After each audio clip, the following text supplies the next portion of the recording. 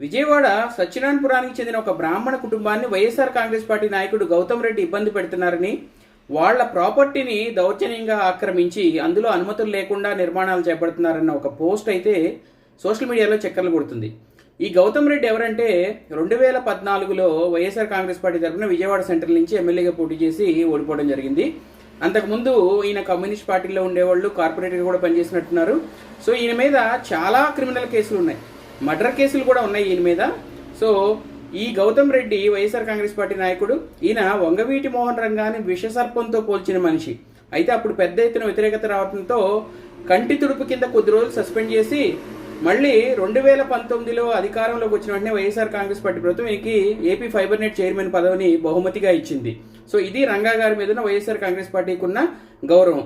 So ఈ బ్రాహ్మణ కుటుంబాలని, అనేక కుటుంబాలని ఇబ్బంది పెడుతున్నారన్న పోస్ట్ అయితే చక్కర్లు కొడుతుంది. అది ఎంతవరకు నిజం